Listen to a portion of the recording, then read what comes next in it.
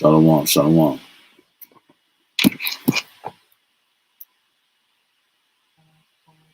Shalom, shalom. All right. Shalom. I'd like to start off, of course, giving all honor and glory, infinite praise and worship to our power, YAHAWAH, BAHASHAM, YAHAWASHI, HAQADASH. And double honor to our apostles, our elders, a great millstone. We will teach you in some doctrine. Strong shalom to the hopeful elect. And the rest of the large multitude of men and children. May the Lord will have mercy on these last days. Your brother HAQADASH representing GMS branch here in Cleveland, Lord willing, to bring out an edifying lesson. Just some quick foundation for the foundation for stability. And I was watching. I was at work listening to a couple of lessons while I was, working. The brothers was going in, man. The few lessons that I listened to, man, elders and brothers just tapped into a different spirit right now, and it gave me inspiration for a few lessons. I had to write them down because so I won't forget them. Precepts was coming to my mind. I was like, I couldn't wait to get off work, man. You know what I'm saying? It says the water YAHAWASHI for this truth, right?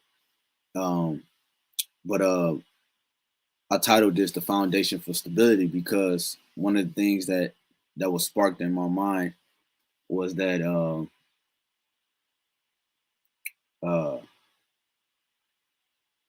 think it was Elder Ariala.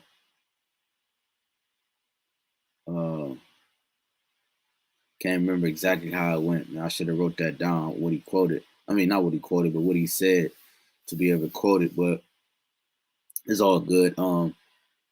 So the foundation for our stability, you know what I'm saying, which is when you go into it, like the times we're about to get ready to go to, it's a lot of things happening in the news right now. And what we're finding out is that we're that much closer to Jacob's trouble, at it reaching its peak, man. You know what I'm saying? Because the crash of this system is going to issue that in. The MOTB is going to issue that point in.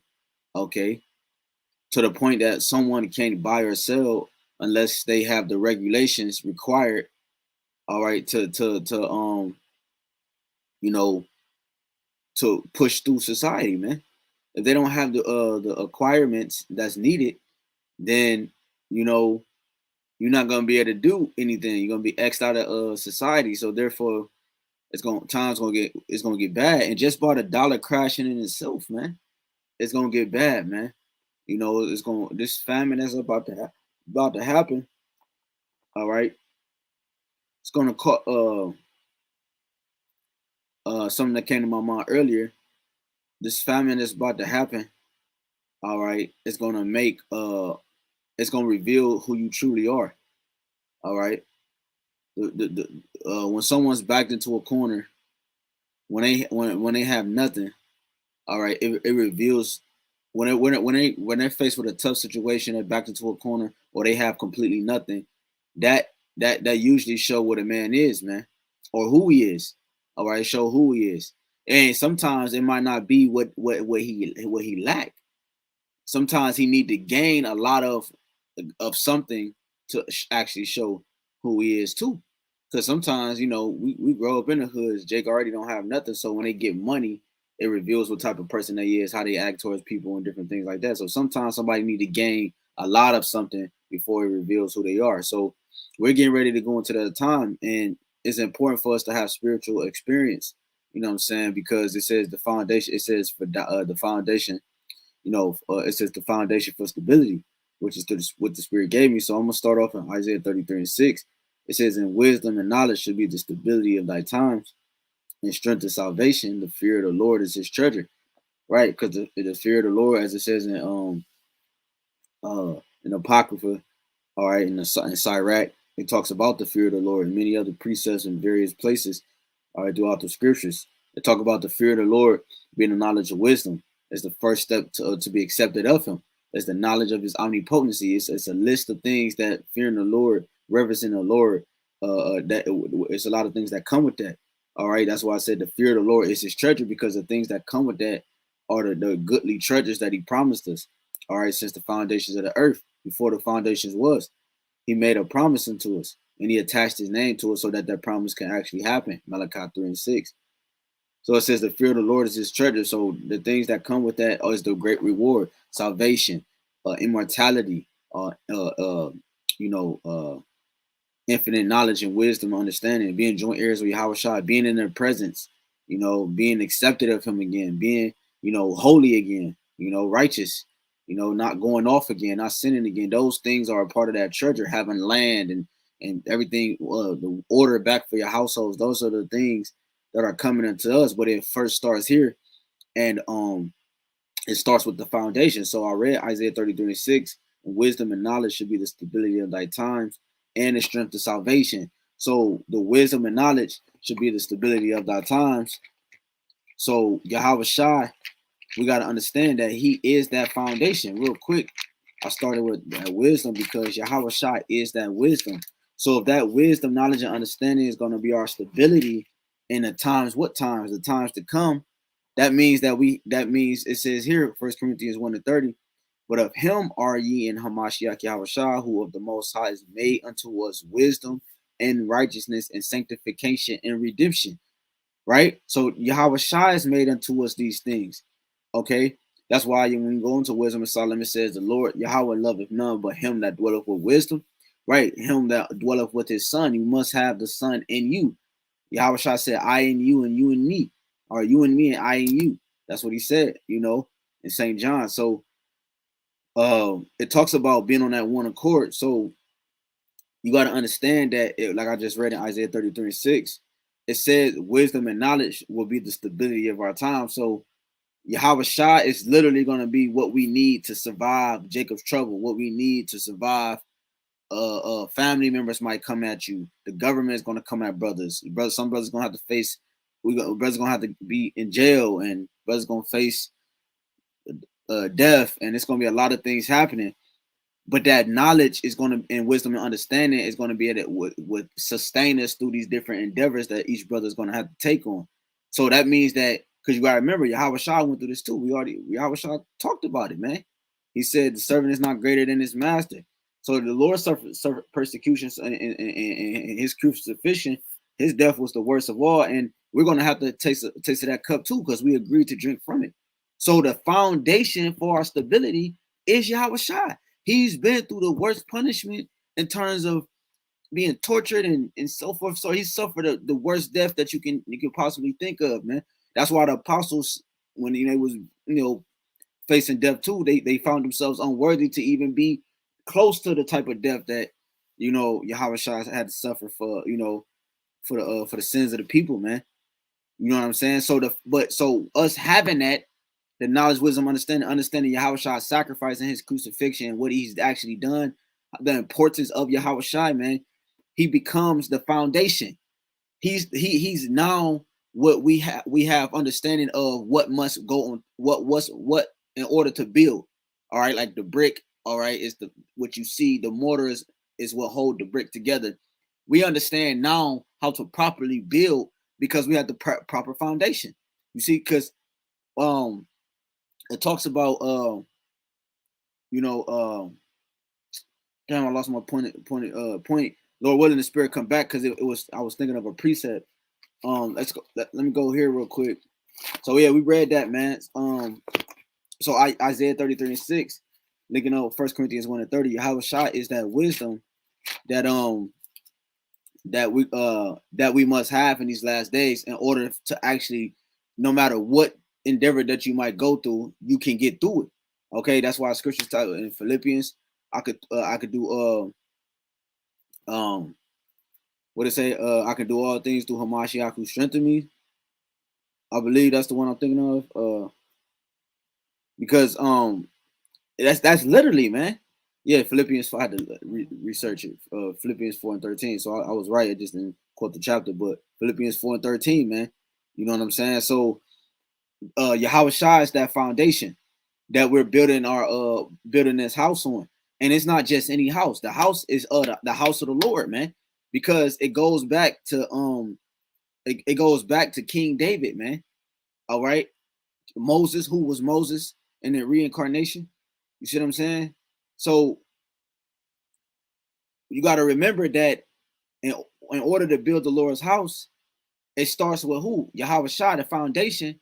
But then when you go into Revelations 3, let's grab this real quick. Revelations 3 and 12, it says, I'm gonna just go straight to the point, because it says, him that overcometh will I make a pillar in the temple of my power, and he should go no more out, and I will write upon him the name of my power, and the name of the city of my power, which is New Jerusalem, which cometh down out of heaven from my father, my power, and I will write upon him my new name, right? That new identity and everything that comes with it, that new covenant. You see what I'm saying? But they said in the beginning, him that overcoming will I make a pillar. So the pillar are the apostles, all right? The 12 apostles, right? The elect, the governing body. That's the pillar to the house, man. The pillar upholds every other level that comes on top of it. You see, so you got the foundation, which is Yahawashi. You got the pillars that's attached to the foundation, right? It's too thin. It's like peanut butter and jelly, like this. And the pillars it stands up. Usually, like if you go into ancient history and you go into like try to find old Roman buildings or old Greek buildings, right? Just put those, right? Because they use pillars, right? Or different, even further than that. I'm just saying that because that's what's gonna come on the internet, just so for edification's sake. So when you go into these different landmass and you see these ancient buildings, one of the first things you see that's still standing is pillars, and the pillars just don't stand by themselves. It's what the pillars was attached to. The foundation and the pillars is usually the last things that stand and weather the storm through different weather beatings and wars. Even after war, the foundation and the pillars usually are the ones that still visible to be able to identify, okay, this was this type of building and so forth. So Yahawashi is our foundation. He's weathered the storm. The scriptures is what we read. We read in him. Okay. The apostles, his men has weathered the storm. All right, to the point that the Lord saw it fit that he rewarded them with the knowledge, even in a lot of time to continue the mission. Because it was a time where we didn't have his knowledge, and then he gave the knowledge back. You see, so that mean the elect body the Yahawashi is well pleased with the body that he's chosen. You see what I'm saying? So when you go to Isaiah 32, I read Revelations 3 because those pillars are the elect. They uphold the rest of the house. The rest of the house is the house of Israel. Okay, after the elect and then a large multitude of men, women, and children, right? After the governing body, then a large multitude, you have the rest of Israel that's going to come back in the kingdom through the loins of the elect. So those are those different layers to the house. You know what I'm saying? If you will, like the first, you got the you know what I'm saying? The foundation is the first floor, but then you got the floors on top of that, then on second, third, fourth, and so forth, man. Okay, so you know how strong the foundation and the pillars have to be, and how fit the building or the frame have to be for it to go real high. That's why it had to start with Yahawashi, and then it had to come to elect, and then a large multitude. That's why that order had to be like that. You see what I'm saying? Because obviously starting with the Father, but so for the so that it had to be like that so that it can be sure that the building was stay up, man. You see buildings all the time crumbling because a little shake or earthquake or so, because it was improperly built. So we have this ministry is very important, man. We're building the house of the Most High. We're building Yahawah's house, man. Okay, starting with like I said, those men that have the mind of Yahawashi. Those are the frames tightly fit. It's the people. So that's why I read Revelations 3. So this is Isaiah 32, and then 2 it says, I'm gonna start at 1. Behold, a king shall reign in righteousness, and princes shall rule in judgment, because that's what a king do. He's made to judge, man.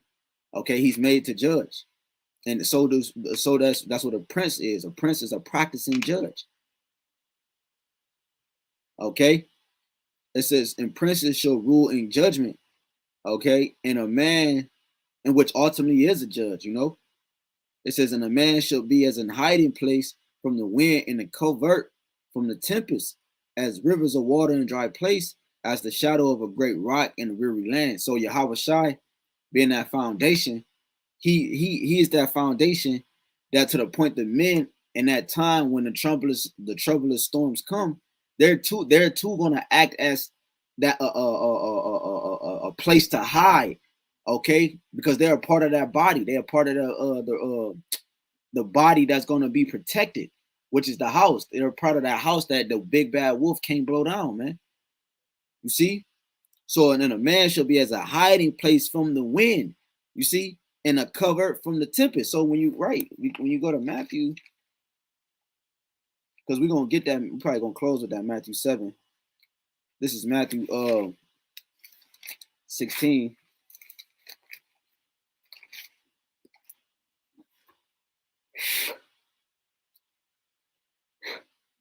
Matthew 16 and 13 says, when Yahushua came into the coast of Caesarea Philippi, he asked his disciples, saying, whom do men say that I, the Son of Man, am? And they said, some say that thou art John the Baptist, some Elias, and others Jeremiah, or one of the prophets. He said unto them, but whom say ye that I am? And Simon Peter answered and said, thou art Hamashiach, the Son of the living power. And Yahushua answered, right, because this is them understanding reincarnation or regeneration, as the scriptures call it, you know. It says, and Yahushua answered and said unto him, blessed art thou, Simon Bar-Jonah, for flesh and blood have not revealed it unto thee, but my Father which is in heaven. And I say unto thee also, unto thee, that thou art Peter, and upon this rock I will build my church, and the gates of hell shall not prevail against it. So the house of David is what what this is all about. All right, because when you go into Revelations, it says what? They sung the song of Moses. Moses is King David, okay? And he was the first king over Israel. Moses was, because King David is the king. So when you go into it says, and I say also unto thee that thou art Peter. That's also King David. That's why he told him he was going to give him. He said, upon this rock I will build my church. So what he gonna go against King David and what the Lord set up with? No. So because this is the same person. That's why he's saying that. He said he told Peter he gave him the keys, because it's the same person he told David. David have the keys. So they two people have, no. It's the same person. So, and upon thee I will build my church, and that's the people, the believers, the body, the elect, and the right, that the body, that's the church, okay. And Yahawashi is building that he's building that the church upon the rock, okay. Starting with the house, that's why it's called the house of David, okay. And Yahawashi being that foundation, okay. It says, and 19, it says, and I will give unto thee the keys of the kingdom of heaven. You see? And whatsoever thou shalt bind on earth shall be bound in heaven, whatsoever thou shalt loose on earth shall be loosed in heaven. Then charged he his disciples that they should tell no man that he was Yahawashi the anointed. So yeah, man. So Yahawashi, you know, is it's beautiful, man, because I'm just showing you that the people are a part of that is the body that the Lord is building. That third temple is spiritual. It's the men. You know what I'm saying? That's why his scripture is talking about he saw the holy city coming down, New Jerusalem. We read it already, and it also it talks about it again in Revelation 21. You know what I'm saying? So that New Jerusalem is the people. You know what I'm saying? That's the body of believers. That's the city. It's a city before it's a place. What am I looking for? It's like it.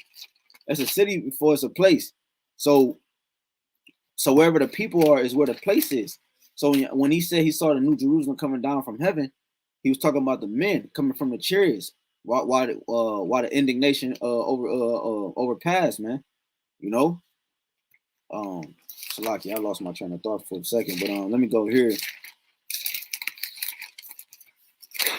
cold on here, man. All right. So this is so lucky.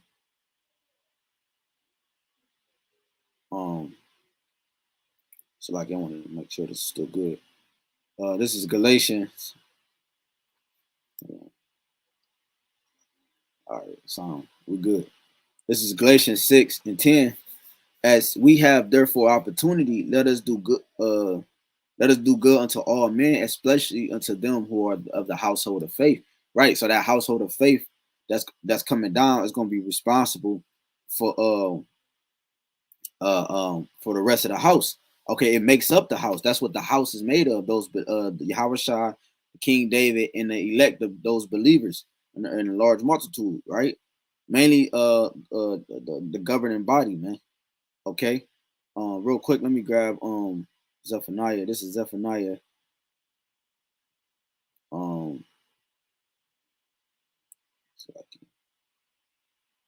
that's not what I want. I want Zechariah. All right, this is Zechariah 12 and 8. It says, "In that day shall Yahawah defend the inhabitants of Jerusalem, and he that is feeble among them at that day shall be as David, and the house of David shall be as God, as the angel of Yahawah before them." So again, right? So showing you that it's the people, it's the place. So it says, "And he that is feeble among them in that day shall be as David, and the house of David should be as a power." You see, so in that time, you're gonna have only the ones that are part of that foundation, that house, the house of David. All right, are going to be able to be stable in that time, man. Yeah, talk about that in Isaiah 65 and 12, or let's see, we start at 10 or 11 and on down. It says let me just grab it real quick. I won't trying to grab it, but it's all good. This is Isaiah 65. I don't want to misquote it. I'm gonna go straight to the point. Isaiah 65 and 13. It says, "Therefore thus said Yahawah, behold, my servant shall eat, but ye shall be hungry. Behold, my servant shall drink, but ye shall be thirsty. Behold, my servant shall rejoice, but ye shall be ashamed." Yeah, so his servants is the house of David. They're the ones like I read earlier in Revelations 3, okay, and also Isaiah 32.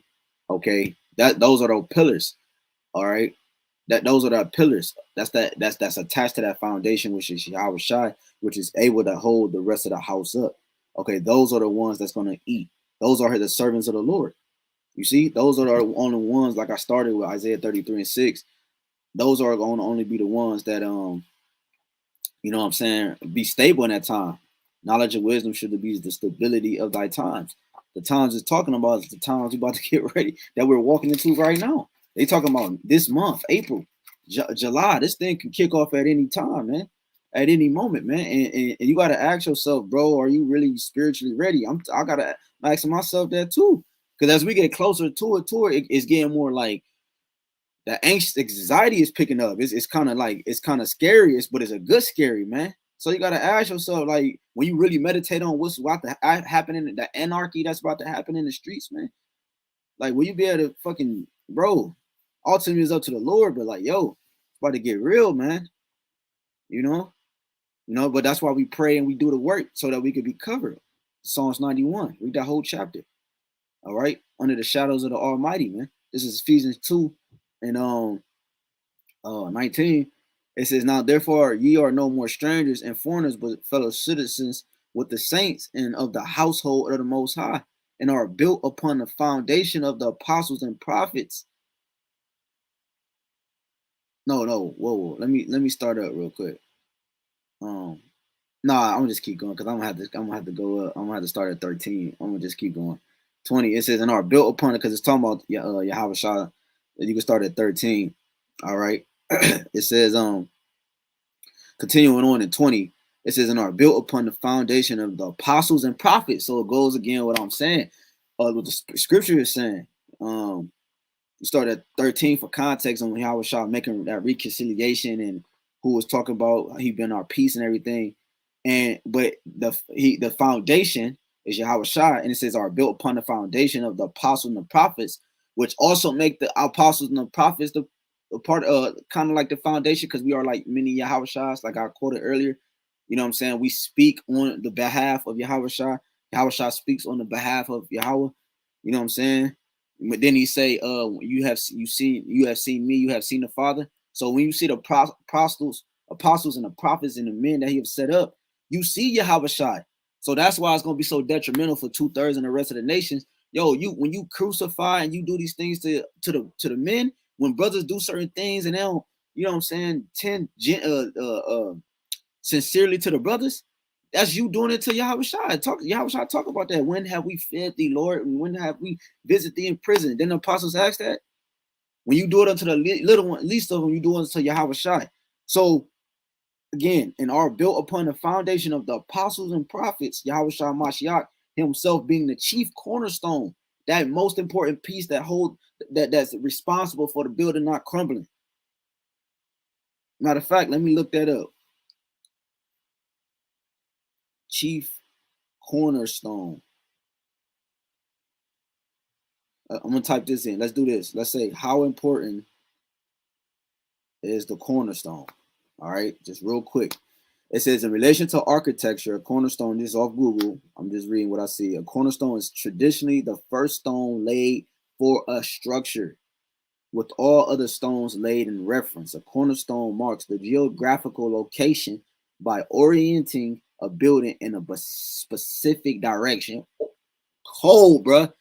When you go to Psalms 119, 105, it says, thy lamp is a, let me just pull it real quick. Since I got my phone, I just use this because it's quicker. This is Isaiah. I mean, not Isaiah. Isaiah's on my mind. Psalms 119 and I said 105, right? Psalms 119 and 105 says, thy word is a lamp unto my feet and a light unto my path. That's the Yahawashi. St. John chapter 1. He is the light. John came not, he as the light became to bear witness of the light. He's the light that lighteth men, right? Yahawashi. Jump down to 14. The word was made flesh and it dwelt among us. Yahawashi, he's written in the volume of the book. This is about Yahawashi, man. So it says like, word is a lamp unto my feet and a light unto my path. Yahawashi is the one that guided us. So when you go back to what a cornerstone is, again, let me read this. Is in relation to architecture, right? That building being fit, those frames fitly fitted properly, those lively stones being the apostles and the prophets and the men, okay, linking it to those pillars that's connected to the chief cornerstone. A cornerstone is traditionally the first stone laid for a structure. So he's the first stone laid for a structure, a body, which Yahweh had to create. Yahawashi first. He was the first creation, and he created everything else. That's why everything else is of him. It says, with all other stones laid in reference. So it's supposed to let us make man in our image. It's supposed to mimic Yahawashi's structure of his ability. You know what I'm saying? That's why everything, that's why the earth moves the way it do. It's order within it, but it moves at a high frequency, because Yahawashi is a high frequency. So is his men. That's why, you know, we can't see, Lord willing, we're part of that number. We don't see as other men and so forth, man. It says, with all other stones laid in reference, a cornerstone marks the geographical location by orienting a building in a specific direction. So Yahawashi is the leading us in the right direction. He's made sure that he was the foundation so that we can head towards and always be on that proper and that correct direction, bro. You know what I'm saying? But yeah, let's go back. This is so reading that again, Ephesians 2:19.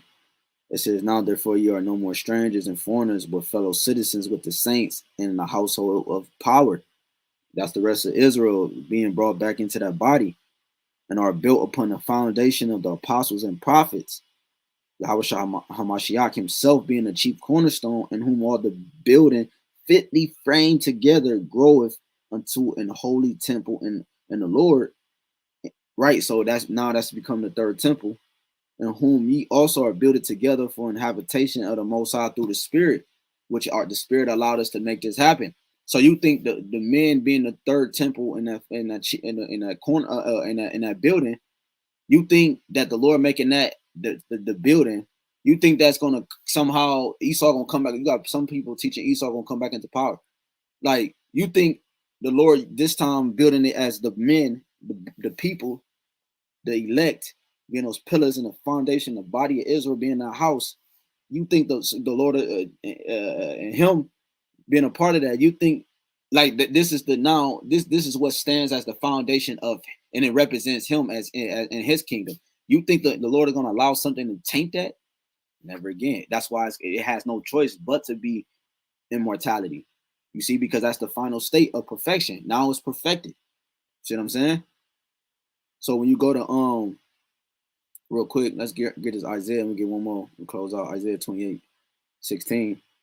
It says, therefore, thus said the Lord power, behold, I lay in Zion for a foundation, a stone, a tried stone, a precious cornerstone, a sure foundation. He that believeth shall not make haste. So that cornerstone being Yahawashi. This is a what? Is a for our foundation, a tried stone. It was tried. All right. All type of elements came at it, and it did not break. A precious cornerstone it was the start of what has to be, so that what must come, which is the kingdom of heaven. A sure foundation, not haughty, not God with God, not with sin, right? With corruption. It was a sure foundation. It was tried. He that believeth shall not make haste. So if you believe in that, it says he that believeth shall not make haste. So that's the mindset of the elect men. I don't know why this keep popping up, bro. That's the mindset of the elect men. All right, they have the same mindset of Yahawashi. You see, they had the same mindset. They think like Yahawashi. So when you so if you believe that, you know what I'm saying, you're not gonna fall. You're not gonna fall. You're not gonna fall in when you're tempted. You see what I'm saying? You're not gonna just push Yahawashi to the side, man. Okay, let me go back. No, I mean shit. It's like it. Not go back, but let's close out with this. With the scripture, like one of the first scriptures that came to mind, which is Matthew 7:24. It says, therefore, whosoever heareth these sayings of mine and doeth them, I will liken him unto a wise man which built his house upon a rock. You see?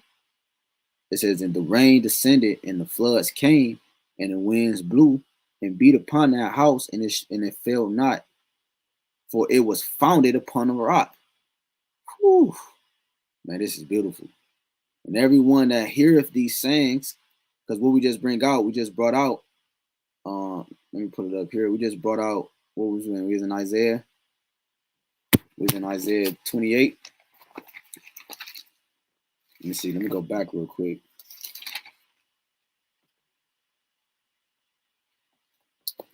All right. So that let me go.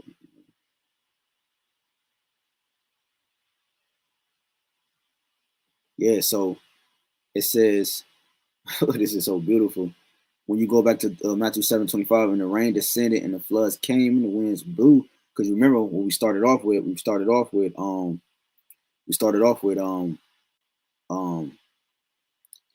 of the things we brought out was Isaiah 32, being a hiding place from the wind. So Yahawashi, okay, is literally going to be able to be in us, and we're going to be activated in a way that the things that Yahawashi is going to allow in that time for his men is going to be as if Yahawashi is literally there, man. You know, just like angels, when angels will come to different prophets, they will bow like with great reverence. You know what I'm saying? Because the presence is so great. It's like the Father himself. It's like, you know, then the angel will say, get up, you know, I'm your brother, I'm your fellow servant, just like Revelations 19, right? Talk about that. Yeah, so this is beautiful, man. It says in 26, and everyone that hear of these sayings of mine,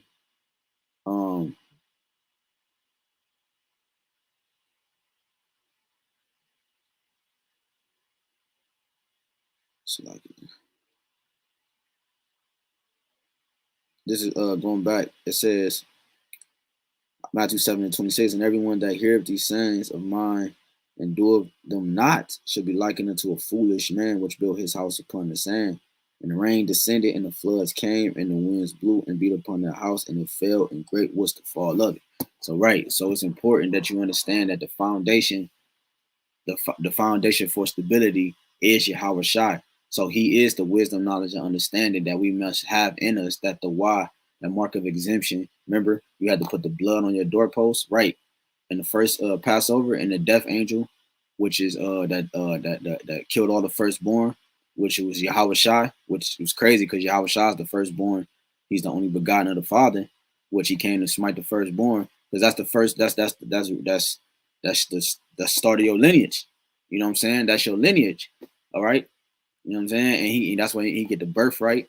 You know what I'm saying? The first son is always usually the most important, man. You know what I'm saying? We know how the story played out, but yeah, so YAHAWASHI, you know, he did what he did, man. And this time the doorpost is our mind. We got to make sure that the blood of YAHAWASHI, which it did cover us as a nation, but we got to make sure that we have his blood, meaning what his sacrifice meant on our spirits, which is our mind. You know what I'm saying? Having that understanding of why he sacrificed himself and what he did it for. Lord, when he come back, he see that mark on our spirits, man. You know what I'm saying? So Lord willing, this was edifying. Remember, YAHAWASHI, the foundation for stability.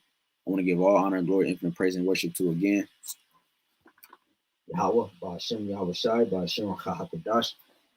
Double honors to our apostle. It was a great millstone who will teach you on sound doctrine, strong shalom to the hopeful elect, and the rest of our large multitude of men and children. That the Lord have mercy on these last days. It's your brother Kadash again. Hey, walk like a ball, Bible ball. Hey, we almost at that time. Great famine, great death. Stay prayed up. Make sure you make it your call on election sure, and examine yourself whether you be in the face. Until next time, walk like a ball, Bible ball. Shalom.